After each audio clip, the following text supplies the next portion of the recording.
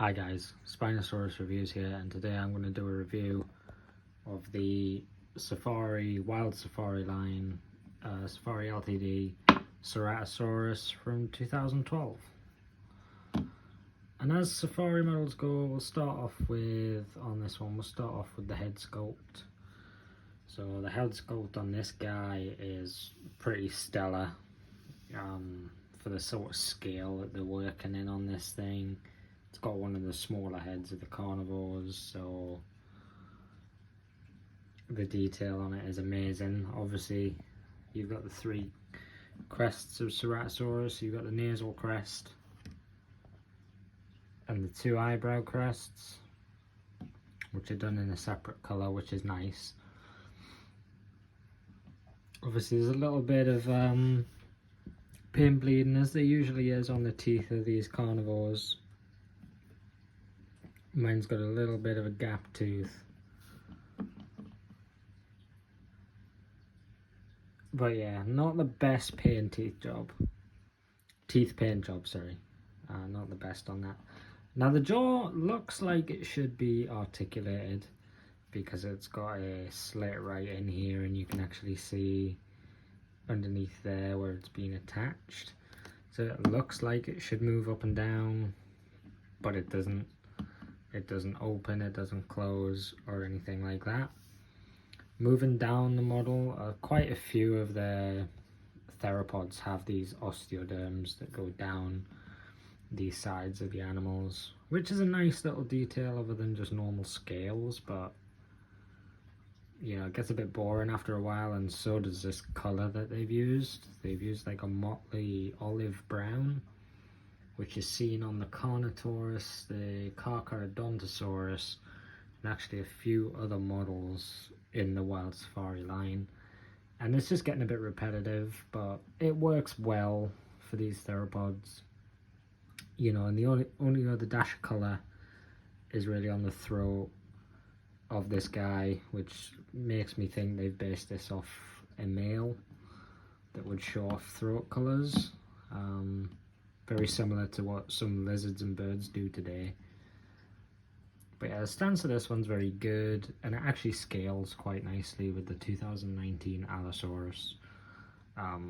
It's not too much smaller than it, which it wasn't. Ceratosaurus was about a 25 to 28 foot long carnivore, whereas the Allosaurus was closer to 40. It was about 12, in between 9 and 12 meters for Allosaurus.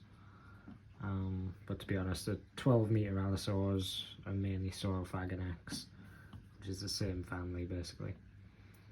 But yeah, moving down to the arms of this guy, you've got the main three claws and then a tiny little fourth finger on this guy. And Ceratosaurus had 4 fingers because it was a very primitive, what was classed as a primitive carnivore.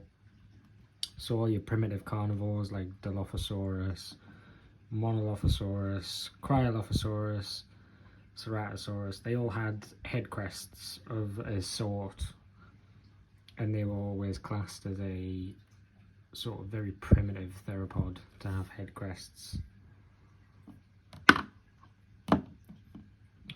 So it's not the best for standing. It's got pretty splayed feet, which makes it look like it's got big feet. It's one of the few safari dinosaurs I've found looks like it has oversized feet.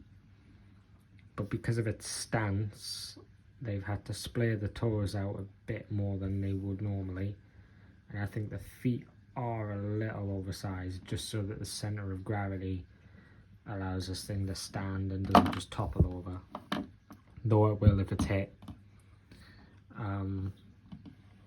But yeah, proportions are really nice. Head isn't too big, tail's not too big. The legs and stuff, the right sort of musculature.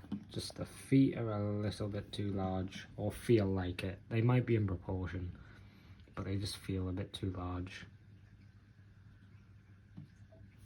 And yeah, it's not the best model, it's not the worst. It's average for a safari. I can either take or leave this one. if you haven't got a Ceratosaurus, go for it. But if you've got, like, say, the Papo one, I think that one is probably a better bet, although it is oversized. This one is definitely better scaled. It's just the colour scheme is a bit drab, and it's just getting a bit old with this motley olive green. But yeah, it's a nice addition to the Safari line. Really nice model, worth picking up. Thanks for watching. Please like, comment and subscribe. Bye.